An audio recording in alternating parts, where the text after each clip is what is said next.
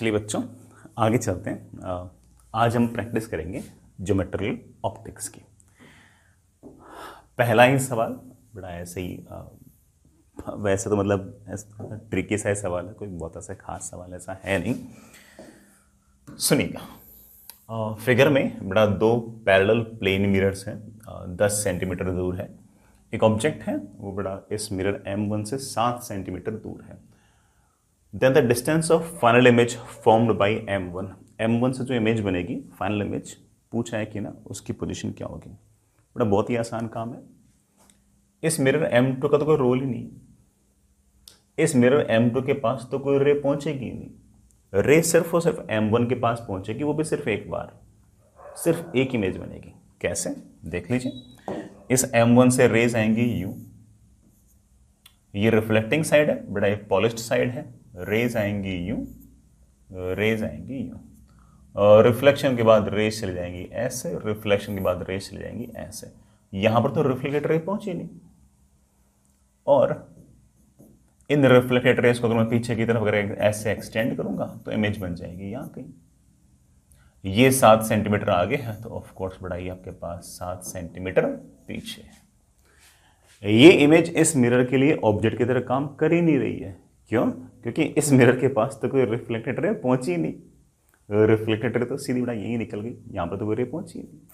तो मुझसे पूछा इमेज कहां बनेगी, तो बोल देना बेटा कि मिरर M1 से 7 सेंटीमीटर पीछे। सिर्फ ये इकलौता आपका आंसर। कोई सब सोचने की कोई जरूरत इसके अंदर बेटा है ही नहीं, कोई बात ही नहीं इसमें तो। ठीक है, ठीक है बेटा, आगे चलते हैं, अगला सवाल करते हैं। अगला सवाल भी प्लेन मिरर का ही है। सिंपल बेटा वही angle of incidence, angle of reflection, ये समझाने के लिए सिंपल ज्योमेट्री का सा सवाल है। तो सुनिएगा, आपके पास दो प्लेन मिरर हैं, दोनों के बीच में एंगल जो 70 डिग्री है। A ray incident on one mirror at an angle theta after reflection fall on the second mirror and is reflected from there parallel to first mirror. ठीक है बेटा, जो बोला है ना उसका डायग्राम बनाते हैं।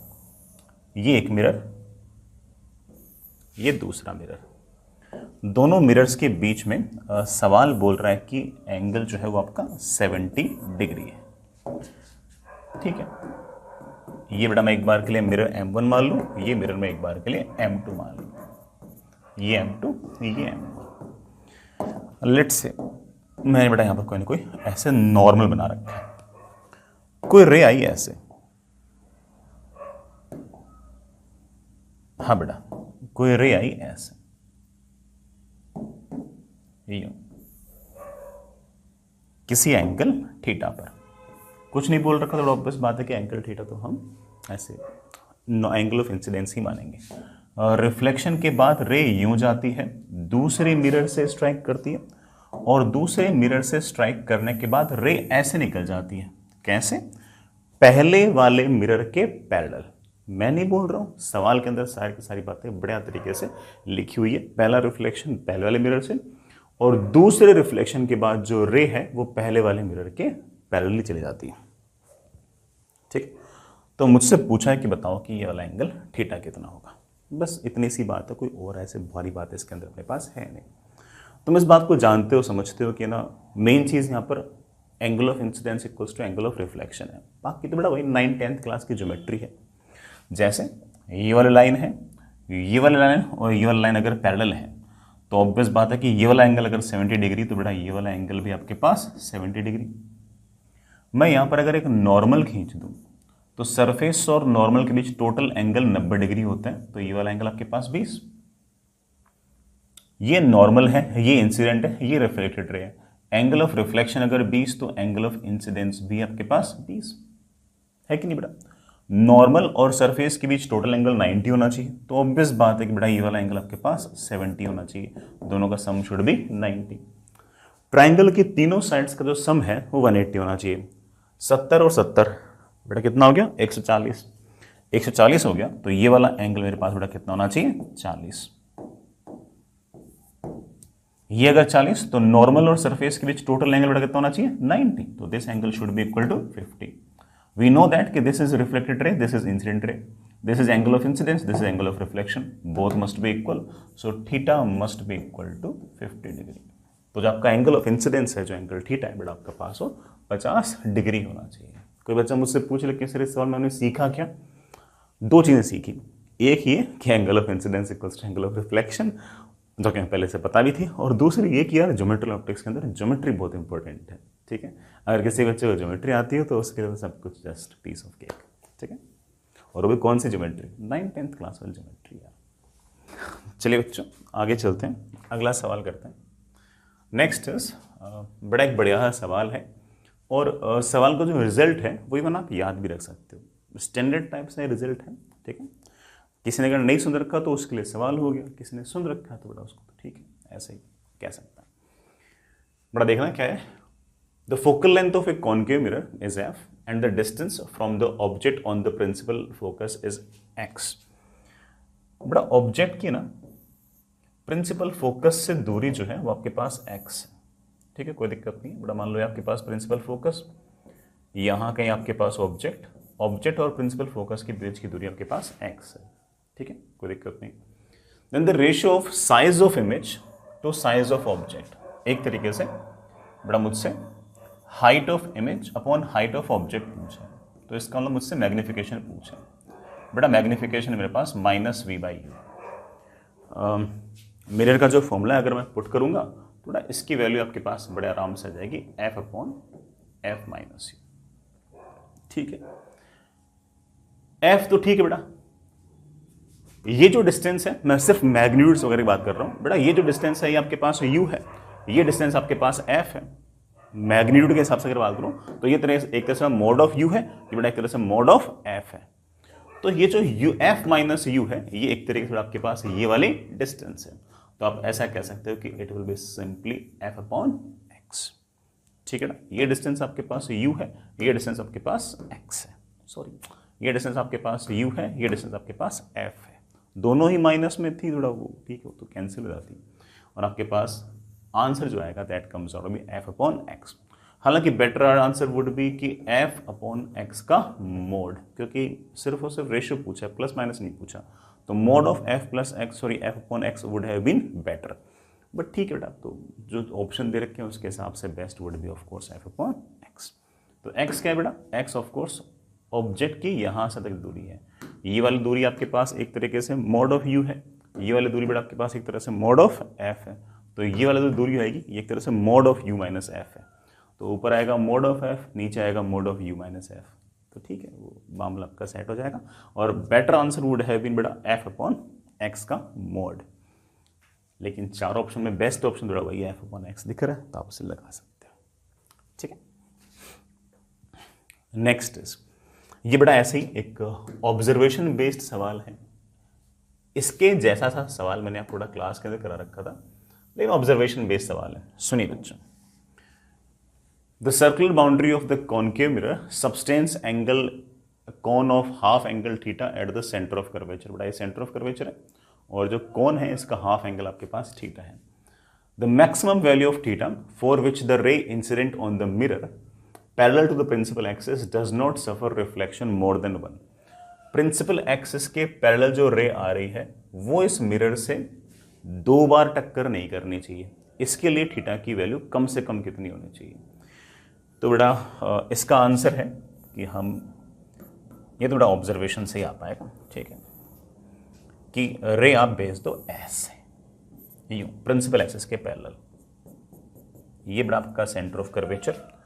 जस्ट इस केस में क्या होगा कि रे जाएगी इस कोने से टकराएगी, और यूं चलते दूसरे वाले कोने पे ऐसे स्ट्राइक कर जाएगी। रे यूं आएगी और यूं जाएगी, हॉरिजॉन्टल आती हुई रे वर्टिकल हो गई। थोड़ा this angle will become your 45 degree, this angle will also become your 45 degree, this angle comes out to be 90, so this angle also comes out to be 45 degree. तो बेटा आपका 45 degree answer comes out to be correct. अगर आपका ये angle 45 degree से अगर ज़्यादा हुआ या 45 डिग्री हुआ, 45 डिग्री पर आप देख रहे हो कि मिरर से 2 बार रिफ्लेक्शन हुआ, एक बार यहाँ से एक बार इस कॉर्नर से। 45 डिग्री या 45 डिग्री से अगर ज़्यादा एंगल हुआ तो उस केस में आपके 2 से ज़्यादा रिफ्लेक्शन, सॉरी 2 या 2 से ज़्यादा रिफ्लेक्शन हो सकते हैं। जैसे आपको कभी न कभी क्लास वगैरह मैंने एक डायग्राम बताया होगा जिसमें है ना हमारे पास रे यूं आ रही थी ऐसे, और उस केस में ना ये वाला एंगल आपके पास 60 था, तो ये वाला एंगल भी आपके पास 60 था। तो मैंने प्रूव किया था कि रे जाती है जाती जाती है और यहाँ स्ट्राइक करती है, यहाँ। तो पहला रिफ्लेक्शन यहाँ पर, दूसरा यहाँ पर, ऐसे हो गया था, ठीक है। तो अगर एंगल आपका ये 45 डिग्री से अगर बड़ा हुआ तो फिर इस ऐसे केस के अंदर कॉनकेव मिरर की जो सरफेस है उस हो सकता है कि आपकी जो रे है वो एक से ज़्यादा रिफ्लेक्ट हो जाए, ठीक है। ऐसे अच्छा रिजल्ट था इसलिए बता दिया। आगे चलते हैं यार, बहुत ही बढ़िया सवाल और थोड़ा सा समय भी लगता है बेटा, दिमाग भी लगता है, सारी बातें सुनिएगा। The figure shows A parallel slab of refractive index N2। बड़ा ये पैरेलल स्लैब है, इसकी रिफ्रैक्टिव इंडेक्स N2 है, which is surrounded by media of refractive index N1 and N3, ठीक है। Light is incident on the slab at an angle theta. बड़ा angle theta 0 नहीं है, साफ साफ बोला है। The time taken by the ray to cross the slab is T1। इस स्लैब को क्रॉस करने में जो टाइम लगता है वो T1 लगता है। If incidence from N1 side से अगर रे आती है तो T1 टाइम लगता है, और N3 साइड से अगर आती है तो T2 टाइम लगता है। मैं नहीं बोल रहा हूँ, बड़ा सवाल में लिखा है। देन अज्यूमिंग दैट कि N2 जो है वो N1 से भी बड़ा है और N2 जो है वो N3 से भी बड़ा है, लेकिन N3 जो है वो N1 से बड़ा है। इसका मतलब एक तरीके से N1 से बड़ा N3 है और N3 से बड़ा N2 है। N2 तो सबसे बड़ा है, N1 सबसे छोटा है, N1 सबसे छोटा है और N2 सबसे बड़ा है। तो मुझसे पूछा है कौन सा टाइम ज़्यादा होगा। सोचते बेटा, ठीक। जैसे हम चीज़ों को बेटर तरीके से समझने के लिए एक काम करते हैं, ऐसा कर लेते हैं कि इस N2 को तो ले लेते हैं 2, ठीक है, और इस N1 को ले लेते हैं 1 और इस N3 को ले लेते हैं 3/2, ठीक। अब दो केस हैं, एक बार जो लाइट है वो इधर से आ रही है यूं, ऐसे किसी एंगल थीटा पर, किसी एंगल थीटा पर। It's a refraction from of course बेटा रेयर टू डेंसर मीडियम। तो रे मुड़ जाएगी बेटा, किस तरफ मुड़ जाएगी? नॉर्मल की तरफ, ऐसे। This angle is your R, this angle is R नहीं बेटा, मैं R1 लिख लेता हूं, ठीक है। यहां से यहां तक बेटा मैं थिकनेस एक बार के लिए मान लेता हूं x। तो ये जो लेंथ है ये बेटा आपके पास ऑफ कोर्स होगी x sec R1, कोई दिक्कत नहीं बेटा।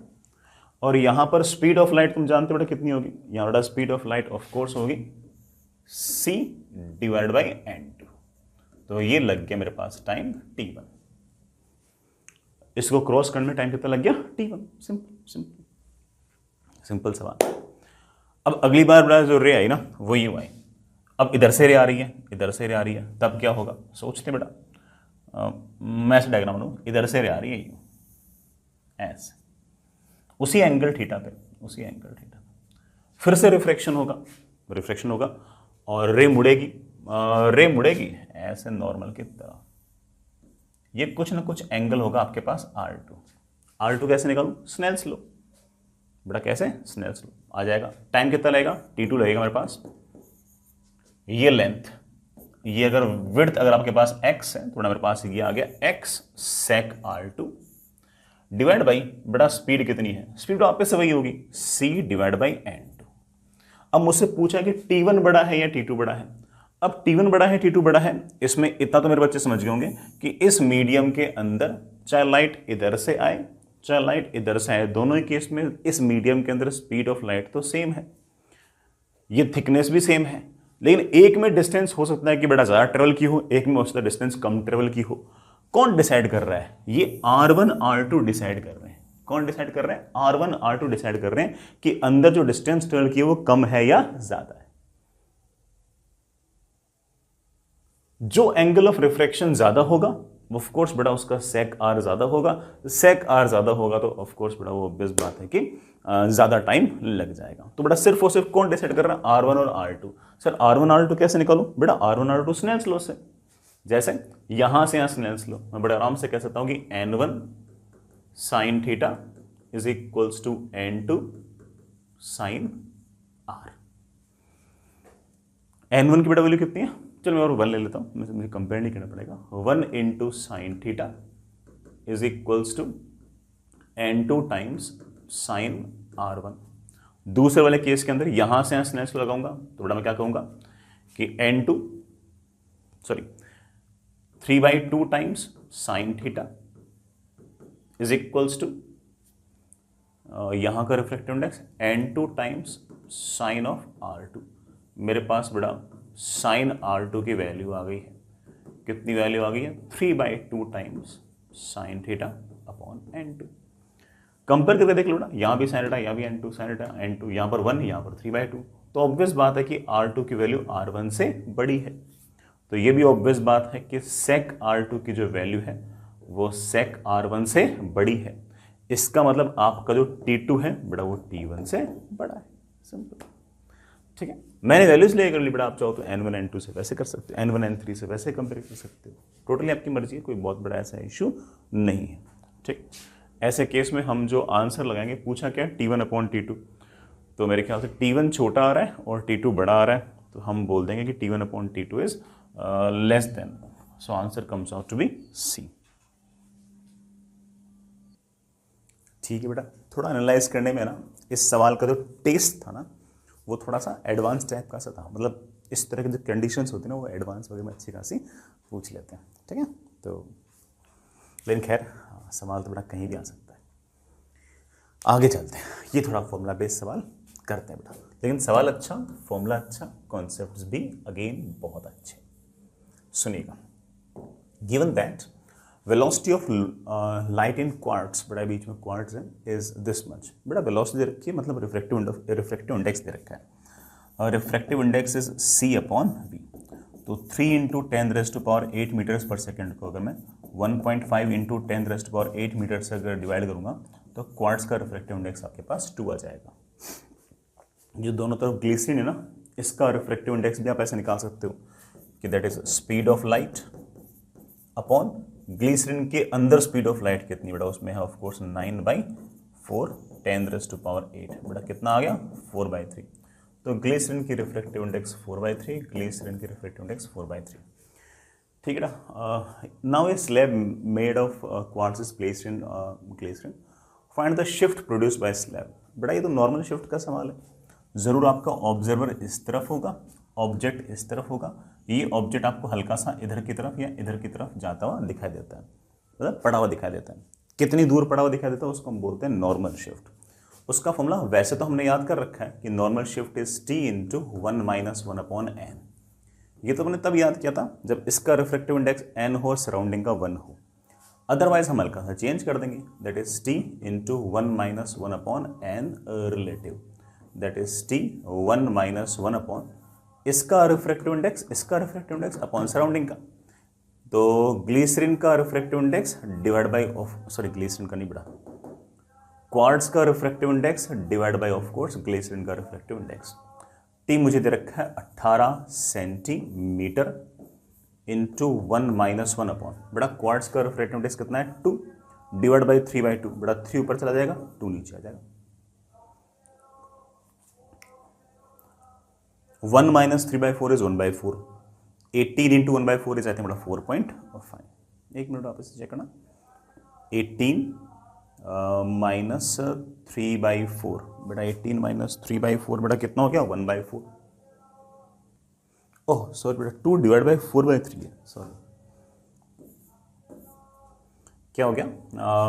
रिफ्रैक्टिव इंडेक्स ऑफ क्वार्ट्ज कितना है 2 डिवाइड बाई बेटा ग्लिसरीन का ऑफ कोर्स बेटा कितना 4/3। ये बड़ा गया 1 - 2/3 is 1/3, 1/3 into 18 is obviously 6 centimetres. ये हमारा आंसर आ गया, ये शिफ्ट है।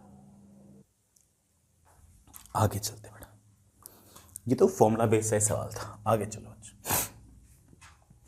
नेक्स्ट इज बढ़िया सवाल, प्रिज्म के फॉर्मूले रिवाइज करने के लिए अच्छा सवाल है। ए प्रिज्म ऑफ रिफ्रैक्टिव इंडेक्स √2, बड़ा प्रिज्म है उसका रिफ्रैक्टिव इंडेक्स मुझे √2 दे रखा है और रिफ्रैक्टिंग एंगल दे रखा है 60 डिग्री। बड़ा refracting angle is another name of apex angle, तो एपेक्स एंगल आपका 60 डिग्री है। इन ऑर्डर दैट रे suffers minimum deviation it should B incident at an angle. सवाल बड़ा क्लियर सही है कि मैं कितने एंगल पर रे को भेजूं, मतलब मैं एंगल ऑफ इंसिडेंस क्या रखूं, मैं एंगल ऑफ इंसिडेंस क्या रखूं कि मिनिमम डेविएशन होगा। अब मैंने मेरे प्यारे बच्चों को यह सिखा रखा है कि मिनिमम डेविएशन केस वाले केस में ये वाला एंगल और ये वाला एंगल सेम होगा। अगर ये वाला एंगल और ये वाला एंगल सेम होगा तो ये वाला एंगल R1 और ये वाला एंगल R2 सेम होंगे, लेकिन इन दोनों का सम तो इससे 60 होता है। तो ऑब्वियस बात है कि ये दोनों अगर बराबर होंगे और इनका सम अगर 60 है तो R1 R2 बड़ा दोनों की वैल्यू कितनी होनी चाहिए, 30 होने चाहिए। सर मुझे तो आई निकालना है। अरे भाई आई निकालना तो यहां से स्नेल्स लॉ लगा दो, और जैसे मैंने स्नेल्स लॉ लगाया 1 इंटू साइन आई, अंदर का रिफ्रैक्टिव इंडेक्स √2 इंटू साइन 30, बेटा sine 30 is of course half, sorry बेटा that comes out to be 1/√2, और यहां से मेरे पास आई की वैल्यू आ गई है 45 डिग्री। इसका मतलब हमारा जो एंगल ऑफ इंसिडेंस है वो 45 डिग्री है। यही नहीं, मैं आपसे बेटा मिनिमम डेविएशन भी पूछ सकता हूं। वैसे डेविएशन का फॉर्मूला क्या होता है, डेविएशन का फॉर्मूला होता है आई प्लस ई माइनस ए। इस केस में तो आई और ई बेटा सेम है, दैट कम्स आउट में 30 डिग्री। ये है हमारा मिनिमम डेविएशन। ठीक है, बढ़िया लगा होगा, आगे चलते हैं। एक और सवाल, अगेन बेटा प्रिज्म के जो फॉर्मूले हैं वही याद कराने के लिए बेटा आपके पास एक सवाल है, सुनना बच्चों। If a prism having refractive index √2 has angle of minimum deviation equal to angle of refraction of the prism. अब बेटा ठीक है, ये कोई अगेन कोई बहुत ऐसे हाई फाई बात तो नहीं हो गई। हमारे पास इस तरह का अरेंजमेंट, ये प्रिज्म, इसका जो एपेक्स एंगल है बेटा, एपेक्स एंगल को ही हम ये angle of refraction of prism भी कहते हैं, और जो डेविएशन है वो सेम है, deviation is equals to I plus E minus A. लेकिन बोल रखा है कि डेविएशन ए ही है, मैं नहीं बोल रहा हूं बेटा, सवाल में लिखा हुआ है। इससे मेरे पास आ गया I plus E is equals to 2a।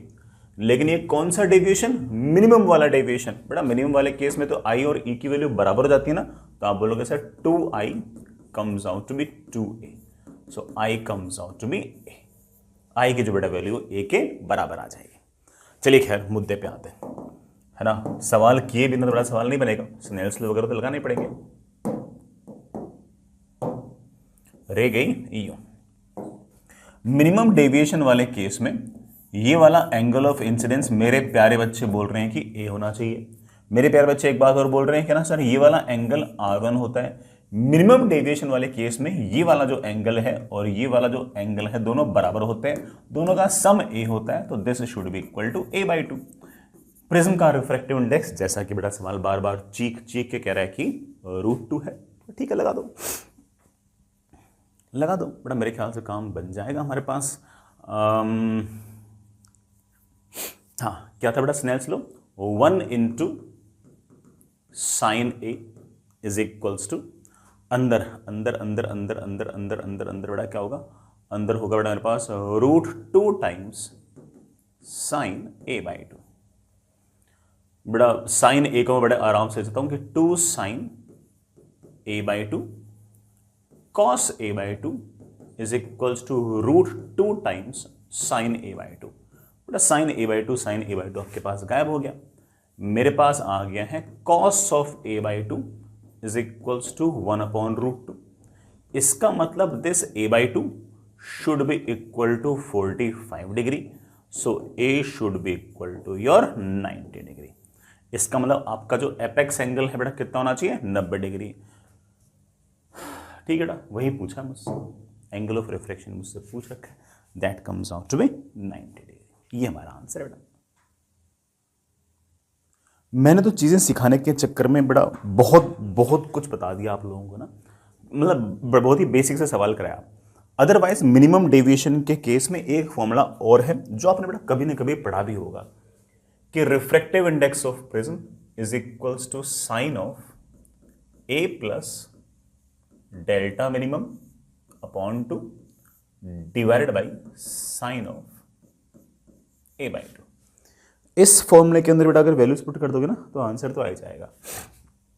बड़ा रिफ्रैक्टिव इंडेक्स तो √2 दे रखा होगा, तो √2 should be equal to sine of बेटा डेल्टा मिनिमम जो है ना वो तो बोल रखा है कि एपेक्स एंगल मतलब प्रिज्म का जो रिफ्रैक्टिव एंगल है उसके बराबर ही है, तो ये भी ए हो गया, ए और ए कितना हो गया 2a, तो ये आ गया साइन ए डिवाइड बाय आपका साइन a/2, ठीक है ना। बाकी आगे की कहानी आपको बताई मैंने इसको किस तरह सोल्व किया था ना, जो हमने बहुत मेहनत के बाद जो इक्वेशन लेके आए थे वो इक्वेशन यहाँ पर डायरेक्ट आ गई है, ठीक है। आगे बड़ा क्या सोल्व करना आपको सिखा रखा है, साइन ए को वापस लिख दो 2 sin a/2 cos a/2, ठीक है। तो इस फॉर्मूले से भी बड़ा बात आपकी बन जाएगी।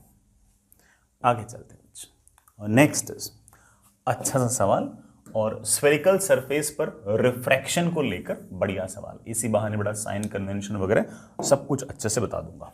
सुनना, a thin beam of light, बड़ा अच्छी बात है ना, एक बीम आ रही बड़ा लाइट की, as incident on a transparent sphere from air, get focused on the opposite surface of the sphere, बड़ा रिफ्रैक्ट होती है और ये सामने वाले पॉइंट पे चली जाती है। तो मुझसे पूछा है कि स्फीयर का रिफ्रैक्टिव इंडेक्स क्या होगा, सोचते हैं बेटा, ठीक है। तो मुझे ऐसा बड़ा टास्क तो नहीं लग रहा, बट ठीक है, फॉर्मूला रिवाइज हो जाएगा। बेटा ये आपके पास आपका ग्लास है, इसका रिफ्रैक्टिव इंडेक्स n है, मुझे ये निकालना है। ये एक तरीके से बड़ा आपकी प्रिंसिपल एक्सिस है, ये बड़ा इसका रेडियस ऑफ कर्वेचर है। यहां बड़ा मैं एक बार के लिए एयर मान रहा हूं, कोई ना कोई रे है वो बेटा ऐसे आई, रे यूं आई यूं आई यूं आई ऐसे, ठीक है। रे बेटा आपके पास ऐसे है, रे ऐसे आने के बाद यूं चली गई ऐसे, यूं आ, ठीक है। ये सरफेस है, रेज आ रही है यूं, तो इस वाले साइड को बड़ा प्लस बोलूंगा, इस वाले साइड को माइनस बोलूंगा। जहां से रे आ रही है उसे n1 बोलूंगा, जहां रे जा रही है उसे n2 बोलूंगा। और फॉर्मूला मेरे पास बहुत ही क्लियर है, क्या फॉर्मूला है बेटा, मैंने आपको सिखा भी रखा है, n2/v minus n1 upon u is equals to n2 minus n1 upon r। Take your time, n2 जहां रे जा रही है n अपॉन v, v मतलब बेटा इमेज कहां बन रही है, इमेज बन रही है यहां से 2r डिस्टेंस, कौन सी वाली साइड में 2r, पॉजिटिव वाली में, तो plus 2r minus n1 upon u, n1 बेटा जहां से रे आ रही है, u मतलब बेटा ऑब्जेक्ट का कोऑर्डिनेट, पैरेलल रेज है तो बेटा ऑब्जेक्ट के कोऑर्डिनेट तुम जानती हो infinity, that is equals to n2 minus n1 upon r। Sir ये सरफेस है, इसका सेंटर आएगा इस तरफ, तो r को हम प्लस लेंगे, अगर ये सरफेस यूं होती तो हम r को फिर माइनस लेते, ये लीजिए बेटा, r से r बेटा क्या हो गया कैंसिल, मेरे पास आ गया n is equals to 2n minus 2, मेरे पास बड़ा सॉल्व करते आ गया minus n is equals to minus 2, n comes out to be 2। और रिफ्रैक्टिव इंडेक्स बेटा आपके इस ग्लास की 2 होनी चाहिए, there must be some option like that, of course my option is 2। ठीक है प्यारे बच्चों, समझ तो गए, टफ तो नहीं लगा। आगे चलिए, नेक्स्ट इज अगेन बड़ा बहुत बढ़िया सवाल, अच्छा सवाल, और मतलब थोड़ा टफर साइड का सवाल है, बट अगेन मुझे ऐसी फीलिंग है कि मैं इसमें ना आपको बहुत सारी बातें सिखा सकता हूँ, खास तौर से साइन कन्वेंशन वगैरह, मल्टीपल रिफ्रैक्शन वगैरह की बातें सिखा सकता हूँ, इसलिए सवाल पूछ रहा हूँ। Both ends of A solid cylindrical glass rod, बड़ा ठीक है, डायमीटर दे रखा है 10 सेंटीमीटर, आर मेड स्फेरिकल, बड़ा दोनों को हमने हेमिस्फेरिकल बना दिया, ठीक है। When A luminous object is placed on the axis of the rod at a distance 20 centimeter from one end, its real image is formed at 40 centimeter from the other end। बेटा बना देंगे इसका diagram, को दिक्कत नहीं है। Refractive index of glass है 1.5, करता हूं बेटा, कोशिश करता हूं। ये रहा आपका ग्लास बेटा, ठीक है, ग्लास की बेटा रॉड सिलेंड्रिकल रॉड है, ये किससे बनी हुई है बेटा, ग्लास से बनी है, जिसका रिफ्रैक्टिव इंडेक्स मेरे पास 1.5 है, ठीक है। और इधर वाला सरफेस भी हेमिस्फेरिकल है, इधर वाला सरफेस भी बड़ा आपका हेमिस्फेरिकल है। मैं नहीं बोल रहा बेटा, सवाल लिख रहा है, ऐसी बातें मैं ऐसी बातें क्यों बोलूंगा, ठीक है। और तो और बेटा डायमीटर मुझे दे रखा है 10 सेंटीमीटर, बेटा डायमीटर अगर 10 सेंटीमीटर है तो इसका रेडियस ऑफ कर्वेचर बेटा कितना हो गया 5 सेंटीमीटर। नॉट एन इशू, कोई बहुत बड़ी बात है बेटा है नहीं, ठीक है। बेटा कोई ऑब्जेक्ट है जो 20 सेंटीमीटर फ्रॉम वन एंड, यहां से 20 सेंटीमीटर दूर है, ठीक है। यहां से रेज आती हैं, रिफ्रैक्ट, यहां से रेज आती हैं और रिफ्रैक्ट होती हैं, फिर वापस से रिफ्रैक्ट होती हैं, और फाइनल जो इमेज है बेटा, फाइनल इमेज जो है वो दूसरे एंड से 40 सेंटीमीटर दूर बनती है, दूसरे एंड से 40 सेंटीमीटर दूर, ठीक है। तो मुझसे पूछा है कि यार इस ट्यूब की लंबाई कितनी है, निकाल देंगे, सब कर देंगे, सब कर देंगे आराम आराम से। रे यूं आ रही है, तो मेरे बच्चे बोलेंगे सर यूं आ रही है, तो ये वाले साइड आपके पास प्लस और ये वाले साइड माइनस। जहां से रे आ रही है उसको N1, जहां रे जा रही है उसको N2। बेटा N2 1.5 दे रखा होगा, कहां इमेज बनेगी, तो मेरे बच्चे बोले sir N2 by v minus N1 upon u. Sir object के कोऑर्डिनेट क्या होंगे बेटा, नेगेटिव साइड में 20, तो -20, that is equals to N2 minus N1। बेटा मेरे पास ये आ गया half upon radius of curvature, radius of curvature है 5 पॉजिटिव वाली साइड में, तो +5। मेरे पास आ गया 3/2v is equals to 1/10 minus 1/20। बेटा 20 मेरे ख्याल से एलसीएम आ गया, 2 - 1।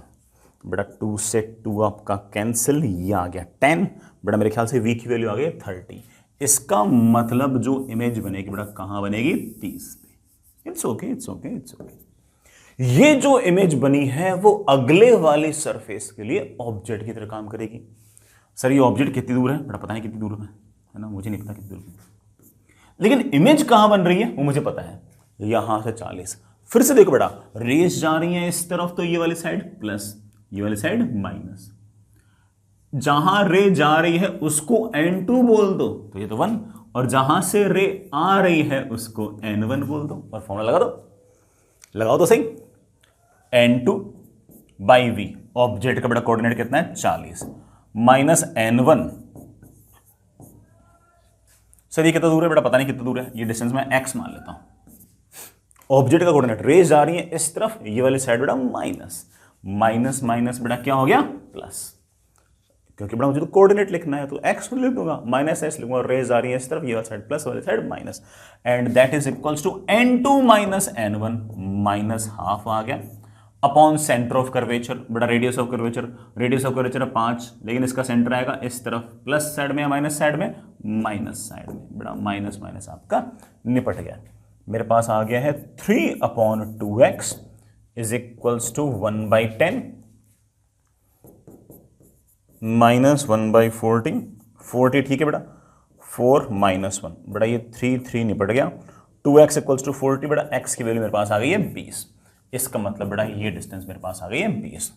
इसने जो इमेज बनाई बेटा वो 30 पे, ये डिस्टेंस बेटा आपके पास 20, तो बेटा ये डिस्टेंस आपके पास 40। ये आपका फॉर्मूला बोल रहे हैं। मुझसे पूछा है कि ट्यूब की कुल मिलाकर लेंथ कितनी होगी। अबे यार ट्यूब की लेंथ होगी 30 और 20, बेटा कितनी 50। स्फेरिकल सरफेस से किस तरह से रिफ्रैक्शन होता है और कैसे कैसे बेटा फॉर्मूला अपन यूज कर पाते हैं, बेटा कैसे कैसे साइन कन्वेंशन यूज करते हैं, हमने सारी चीजें देख ली। ऐसे ही साइन कन्वेंशन हम लेंस में यूज करते हैं, ऐसे बेटा मिरर में यूज करते हैं, हर जगह ऐसे यूज करते हैं। तो एक ही बार में सारा काम निपट गया। साथ ही साथ मल्टीपल रिफ्रैक्शन वाला फंडा भी आ गया कि पहले वाले से जो इमेज बनी है वो दूसरे के लिए एक तरह से ऑब्जेक्ट की तरह काम कर रही है। तो बहुत सारे फंडे एक साथ ही हमने इसके अंदर निपटा दिए हैं, दिए ना बेटा। चलिए नेक्स्ट इज बड़ा अच्छा सा सवाल है ना। ऐसा सवाल तो तुम जेईई मेन पे बिल्कुल एक्सपेक्ट कर सकते हो कि हाँ बिल्कुल एज इट इज ऐसा का ऐसा लिखा हुआ सवाल हो सकता है कि बेटा किसी न किसी अटेम्प्ट के अंदर आपको दिख जाए और आप कर भी दोगे। ठीक है, सटासाट वैल्यूज रखने कुछ नहीं। Focal length of refractive index 3/2 is 10 centimetre in air. Air में रिफ्रैक्टिव इंडेक्स है, सॉरी लेंस की रिफ्रैक्टिव इंडेक्स है 3/2, तो फोकल लेंथ है 10। तो फॉर्मूला क्या है, 1/f is equals to refractive index of lens upon refractive index of surrounding. Surrounding का रिफ्रैक्टिव इंडेक्स तो 1 है क्योंकि एयर है, -1 into 1/R1 -1/R2। The focal length of that lens in medium of refractive index 7/5। उसी lens को मैंने एक ऐसे मीडियम में रख दिया जिसका रिफ्रैक्टिव इंडेक्स 7/5 है, तो क्या फोकल लेंथ चेंज आएगी? Of course. अब क्या फोकल लेंथ होगी? 1/f refractive index of lens divided by refractive index of surrounding. अब बड़ा रिफ्रैक्टिव इंडेक्स ऑफ सराउंडिंग आपके पास है 7/5 -1 into 1/r1 -1/r2। This is my equation number 1, this is my equation number 2। मेरे ख्याल से दोनों इक्वेशंस को डिवाइड करते ही बात बन जाएगी। Equation 1 divide by equation 2। बड़ा इसको मैंने इससे डिवाइड किया तो मेरे पास आ गया है f/10।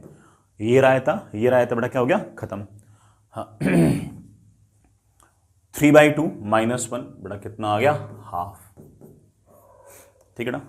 ये कितना आ गया? 15/14 -1 बड़ा कितना गया? 1/14। हाँ बेटा 1/14। बड़ा फोकल लेंथ की मेरे पास बड़ा वैल्यू आ गई है 70 centimetre. There must be some option like that. बड़ा yes, the option is 70 centimetre answer. ठीक है बच्चों, आगे चले। नेक्स्ट इज, अरे बेटा बहुत ही अगेन अच्छा सवाल है, सुनिएगा बेटा। A convex lens has focal length 40 centimetre. अच्छी बात है बेटा, कॉन्वेक्स लेंस है, फोकल लेंथ मुझे दे रखी है 40 centimetre. The distance between two positions, बेटा ध्यान से देना, distance between two positions of the object for which the image size is double the size of object. Object madam मान लो यहां पर है और उसकी इमेज दुगनी बन रही है, फिर ऑब्जेक्ट यहां पर है, फिर से उसकी इमेज दुगनी बन रही है। इन दोनों जो पोजीशंस हैं इनके बीच की डिस्टेंस पूछी है। ऑब्जेक्ट की इस पोजीशन जब मैग्निफिकेशन डबल आएगा, ये पोजीशन जिस पर अगेन मैग्निफिकेशन डबल आएगा, इन दोनों पोजीशंस के बीच की दूरी पूछी मेरे से। कर देंगे सर। मैग्निफिकेशन 2 बार 2 आ जाएगा? हाँ बेटा आ जाएगा, क्यों नहीं आएगा। एक बार +2 आ जाएगा, एक बार -2 आ जाएगा, एक बार +2 आ जाएगा, एक बार -2 आ जाएगा। आप जानते हो कि मैग्निफिकेशन का फॉर्मूला लेंस में होता है v/u। आई नो दैट कि 1/v is equals to 1/f + 1/u। यहां से बड़ा मैं v को लिख सकता हूं FU/u + f। यहां से मेरे पास आ गया f/u + f। ये मैग्निफिकेशन है। इस मैग्निफिकेशन को बड़ा एक बार +2 रख दो, एक बार -2 रख दो, u की 2 वैल्यूज आ जाएंगी। भाई उसने ये तो कहा ना कि ट्वाइस साइज चाहिए, ये थोड़ी कहा कि सीधी चाहिए, ये थोड़ी कहा कि उल्टी चाहिए। एक बार सीधी होगी, एक बार उल्टी होगी, 2 बार तो हाइट दुगनी होगी ना। तो आप बोल देना कि that is equals to +-2। Solve कर लेना। कितनी बड़ा तेरे पास फोकल लेंथ? 40/40। अरे u + 40 इज इक्वल्स टू +-2। एक बार +2 के लिए सोल्व कर लूं तो मेरे पास आ गया 40 इज इक्वल्स टू 2u + 80। तो मेरे पास u की वैल्यू आ गई है -20। ठीक है ना, -20 मतलब यहां कहीं होगा 20 सेंटीमीटर दूर। बड़ा -2 भी करना। 40/u + 40 is equals to -2। इससे मेरे पास आ गया 40 is equals to -2u -80। -2u is -120, u comes out to be -60। एक बड़ा इमेज, एक बड़ा ऑब्जेक्ट जब यहां पर 60 सेंटीमीटर दूर होगा तब भी बड़ा आपकी इमेज जो होगी वो इसकी दुगनी साइज की होगी। जब ऑब्जेक्ट बड़ा लेंस से 20 सेंटीमीटर दूर होगा तब भी उससे जो इमेज बनेगी वो दुगनी साइज की होगी। मैंने क्लास में आपको सिखा रखा है कि जब ऑब्जेक्ट यहां पर होगी तो इमेज यहां कहीं होगी और दुगनी साइज की होगी। ऑब्जेक्ट जब यहां होगी तब बड़ा इमेज पीछे होगी और दुगनी साइज की होगी। खैर मुझे तो ये पूछा है कि बताओ इन दोनों पोजीशंस के बीच का सेपरेशन कितना है। अरे मेरे प्यारे वाले बाल को, इन दोनों पोजीशंस के बीच का सेपरेशन तो 40 सेंटीमीटर है। इन दोनों पोजीशंस के बीच का सेपरेशन पूछा है 40 सेंटीमीटर। सिंपल, इसमें कोई रॉकेट साइंस हो रही है। चलिए आगे चलो बच्चों। नेक्स्ट इज अगेन बेटा बढ़िया सवाल। In the figure a thin lens of focal length 10 centimetre, बेटा ये लेंस है जिसकी focal length 10 centimetre. The lens is cut into 2 equal parts and the parts are arranged as like this. दोनों parts को ऐसे कर लिया। ये जो ऊपर वाला पार्ट है इसकी फोकल लेंथ भी 10 है, ये जो पार्ट है इसका फोकल लेंथ भी 10 है।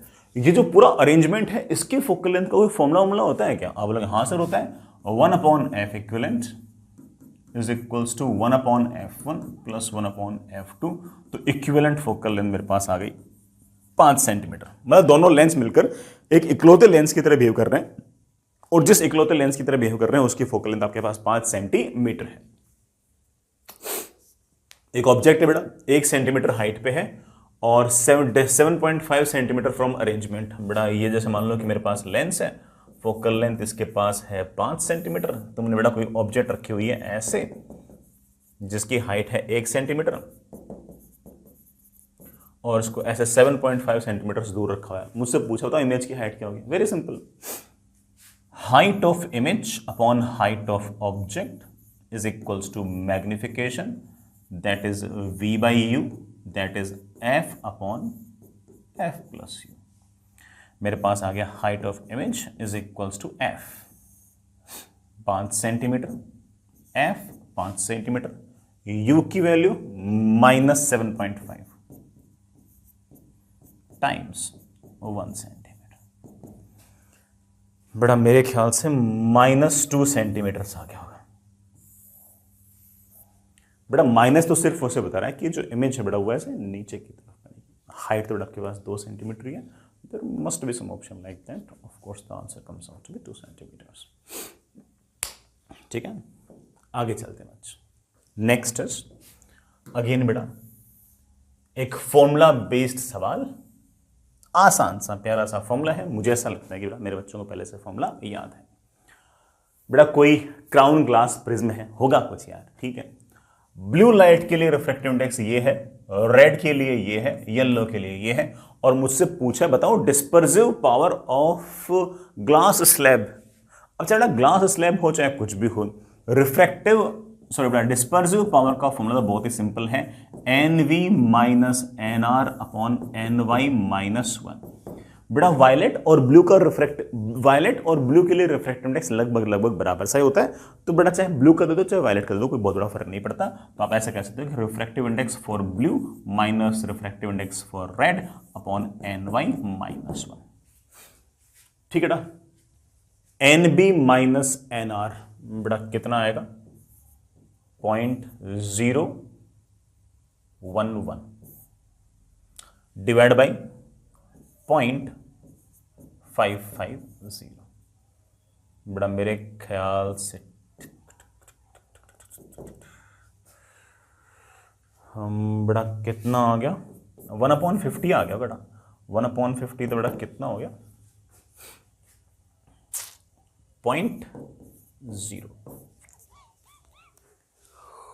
0.02 मस्ट बी ऑप्शन। हाँ बेटा बी आंसर है। इसकी कोई यूनिट नहीं होगी बेटा, इसकी कोई डायमेंशन नहीं होगी, and it's formula is very simple. ठीक है बच्चों, आगे चलते हैं। नेक्स्ट इज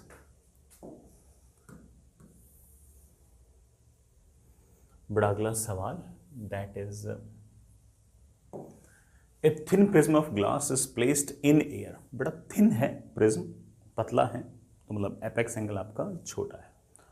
पहले एयर में है और फिर वाटर में है। पहले बड़ा वो प्रिज्म एयर में है फिर वाटर में है। ग्लास का रिफ्रैक्टिव इंडेक्स जिससे प्रिज्म बना है उसका रिफ्रैक्टिव इंडेक्स 3/2 दे रखा है। वाटर का रिफ्रैक्टिव इंडेक्स 4/3 दे रखा है। Then the deviation produced by the prism for small angle of incidence when placed in air and water. देख लेते बेटा,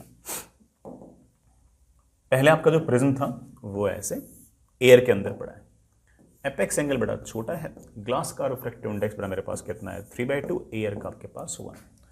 डेविएशन कितना आएगा? डेविएशन आएगा refractive index of prism upon refractive index of surrounding, बेटा वो तो 1 है, -1 इंटू एपेक्स एंगल।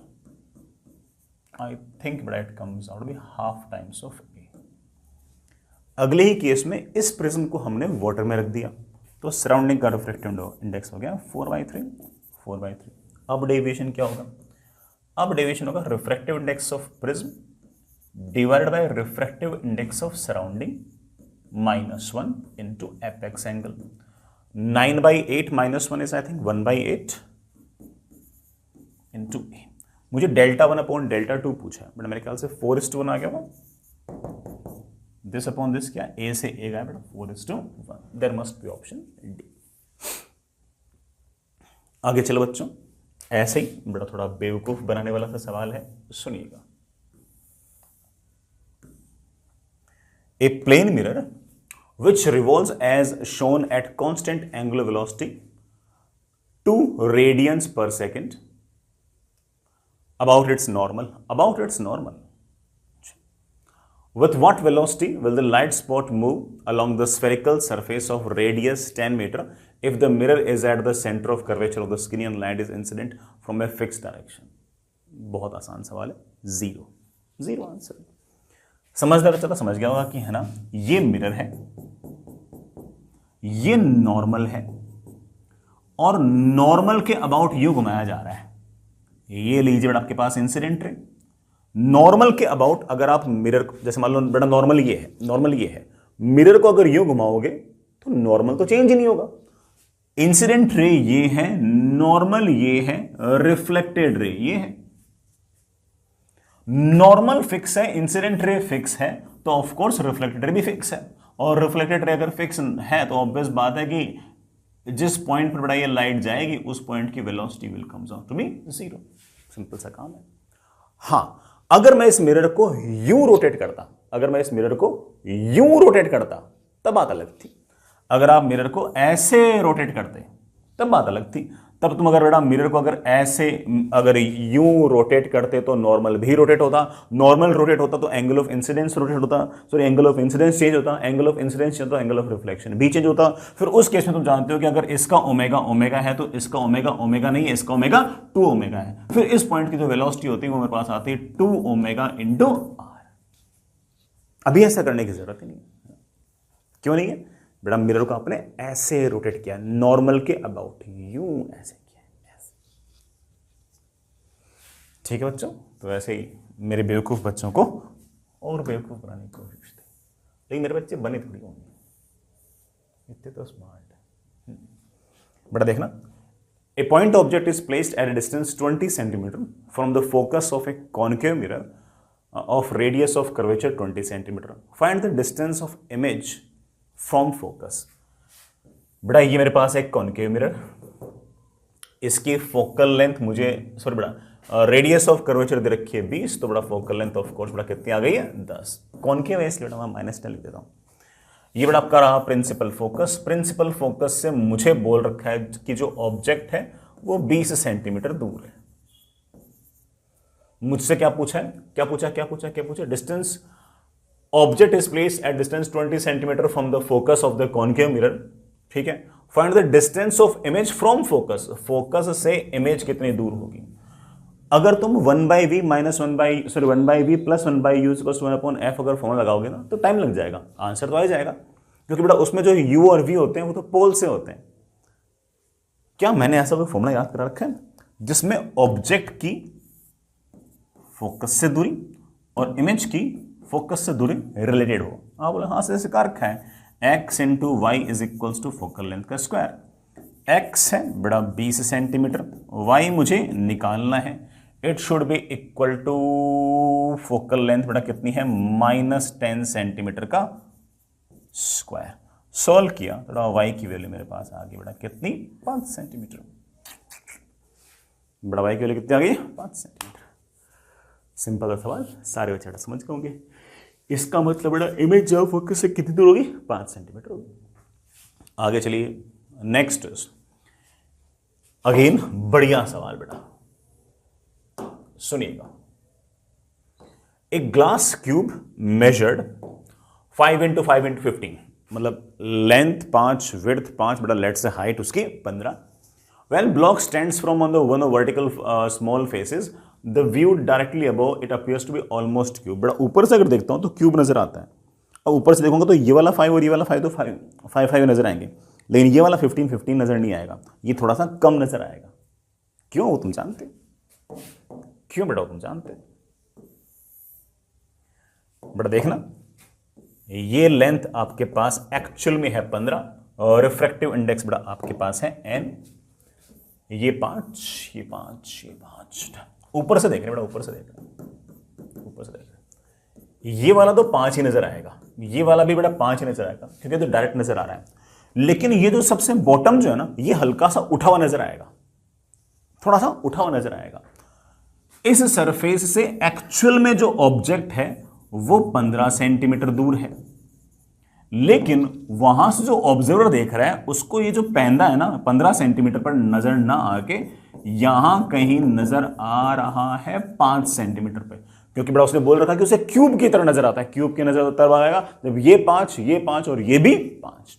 बेटा क्या कोई फॉर्मूला वॉर्मूला है? आप बोलोगे हाँ सर, सरफेस से ऑब्जेक्ट है 15 सेंटीमीटर दूर, इमेज है 5 सेंटीमीटर दूर, क्या कोई फॉर्मूला वॉर्मूला है? हाँ बेटा, distance of image is equal to distance of object upon n relative. यहां से इमेज कितनी दूरी पे है बेटा? 5 सेंटीमीटर पे।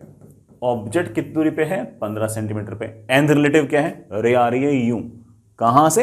एन से 1, तो एन अपॉन 1। सॉल्व करते ही बेटा एन की वैल्यू कितनी आ गई है? 3। सॉल्व करते बेटा एन की वैल्यू 3। ठीक है। अरे बेटा एक और सवाल, आसान सा सवाल, लेकिन अगेन फॉर्मूले हमारे रिवाइज भी तो हो रहे हैं। चलिए बेटा, हालांकि मुझे ऐसा लगता है कि सब बच्चों ने कर लिया होगा। A ray of light is incident on a prism as shown in figure. The total deviation suffered is x/10। बेटा इस प्रिज्म में यहां पर रिफ्रैक्टिव इंडेक्स 1.5 है, यहां पर 2 है, ये एपेक्स एंगल बेटा 1 degree, apex angle 2 degree. Total deviation बेटा मुझे x डिग्री अपॉन 10 दे रखा है, मुझसे पूछा है x बताओ, बता देंगे। कोई बेटा अगर रे आई है तो इसने भी डेविएट किया होगा, इसने भी डेविएट किया होगा, दोनों के डेविएशन को ऐड कर लो, Δ1 प्लस Δ2। स्मॉल एंगल्ड प्रिज्म है इसलिए बेटा डेविएशन का फॉर्मूला सीधा, इसका डेविएशन कितना होगा? n-1 इंटू ए प्लस n-1 इंटू ए। बड़ा पहले वाले ने डेविएशन किया है 0.5 डिग्री, दूसरे वाले ने डेविएशन किया है 2 डिग्री, कुल मिलाकर डेविएशन आया 2.5 डिग्री। बड़ा 2.5 को बोल रखा है कि x/10 लिख दो, लिख दूंगा। मुझसे पूछा x की वैल्यू कितनी आएगी? वे 25 आ जाएगी। कितनी आ जाएगी? 25। ठीक है बेटा, आगे चलिए बच्चों, अगला सवाल। 2 थिन सिमेट्रिक लेंसेज, अच्छा, of different nature, different nature मतलब एक कॉन्वेक्स होगा, एक कॉनकेव होगा, have equal radius of curvature. अरे इक्वल रेडियस ऑफ कर्वेचर तो इसका मतलब ये इक्वी कॉन्वेक्स हो गया, ये आपका इक्वी कॉनकेव हो गया, और ये रेडियस ऑफ कर्वेचर सारे कितने हैं? 20 है। ठीक है ना। These lenses are kept in contact and are immersed in water. बड़ा पानी के अंदर डुबो दिया, पानी का रिफ्रैक्टिव इंडेक्स है 4/3। The difference of refractive index of 2 lenses is 5/9। मतलब इसका रिफ्रैक्टिव इंडेक्स n1, इसका रिफ्रैक्टिव इंडेक्स n2, तो n1 माइनस n2 या n2 माइनस n1 की जो वैल्यू है वो 5/9 है। ठीक है। The focal length of the system is f in centimetre, find the value of f/3। फिर मुझसे पूछा बता f/3 कितना होगा? बड़ा ध्यान देना, द सारा का सारा अरेंजमेंट किसके अंदर पड़ा है? पानी के अंदर पड़ा है। यार ये सवाल तो खतरनाक हो गया। ये लेंस कॉन्वेक्स, इसके साथ में टच करता हुआ ये कॉनकेव, कोई दिक्कत नहीं है, कोई दिक्कत नहीं है। इसका रिफ्रैक्टिव इंडेक्स n1, इसका रिफ्रैक्टिव इंडेक्स n2, ये रेडियस ऑफ कर्वेचर, ये रेडियस ऑफ कर्वेचर, ये रेडियस ऑफ कर्वेचर, सारे के सारे आपके पास 10 हैं। सराउंडिंग में आपके पास वाटर है जिसका रिफ्रैक्टिव इंडेक्स है 4/3, जिसका रिफ्रैक्टिव इंडेक्स है 4/3। कोई चिंता वाली बात नहीं है, सब हो जाएगा। मुझसे फोकल लेंथ पूछिए, निकालते हैं। 1/4 focal length is equals to 1/f1 plus 1/f2। पहले इसका 1/f1, कोई फॉर्मूला है क्या? बिल्कुल फॉर्मूला है, refractive index of lens upon refractive index of surrounding, 4/3 minus 1 into बेटा 1/r1 प्लस r2। बेटा ध्यान देना, रेस जाएंगी यूं, इसका r1 आएगा पॉजिटिव में, r2 आएगा नेगेटिव में, तो 1/r1 माइनस 1/r2। r1 आएगा पॉजिटिव में, r2 आएगा नेगेटिव में, ये बड़ा आपका 2/r बन जाएगा, प्लस अब इसका होगा refractive index of lens upon refractive index of surrounding -1 into 1/R1 negative में, 1/R2 नेगेटिव पॉजिटिव में, 1/R1 -1/R2, R2 बड़ा आपका पॉजिटिव में। बड़ा देखना कितना आ गया, 3n1/4 -1 into 2/R plus 3n2/4 -1 into -2/R। बहुत सारे बच्चों को बड़ा याद भी रहता है कि बड़ा एक कॉनकेव में ये नेगेटिव आता है, कॉन्वेक्स में ये पॉजिटिव आता है। ठीक है, ये और ये तो आपका कैंसिल हो गया। 3/4 ठीक है, 2/R भी ठीक है, मेरे पास बड़ा ये आ गया n1 -n2। बड़ा देखना कितना आ गया ये, 3/2R इंटू n1 -n2। बड़ा डिफरेंस कितना दे रखा है, 5/9। बड़ा मेरे ख्याल से 1/f की मेरे पास वैल्यू आ गई है 5/6R। चेक करना, बड़ा एक 3 बच जाएगा ना, 5/6R। हाँ, बड़ा फोकल लेंथ की मेरे पास वैल्यू आ गई है 6R/5। बड़ा R कितना है, 10 दे रखा है क्या, R 10 दे रखा है, बड़ा 20 दे रखा है, 20 दे रखा है, तो 6 इंटू 20/5 बड़ा कितना, 24 सेंटीमीटर। 24 सेंटीमीटर बड़ा आपकी फोकल लेंथ बोल रखी है। मुझसे पूछा बताओ f/3 कितना होगा, तो बड़ा 24/3 बड़ा कितना होगा, 8 होगा। बड़ा कितना होगा, 8 होगा। ठीक है बेटा, समझ गए होंगे सारे बेटा अच्छे अच्छे फॉर्मूले थे, लगभग बेटा अपने हर फॉर्मूले को थ्योरी में और क्वेश्चंस के रिवीजन में अपने देख ही लिया है। काफ़ी सारे सवाल डीबी के अंदर भी हैं, उनको भी बड़े आराम से इत्मीनान से कर लेना। चलिए अगली क्लास में मिलते हैं।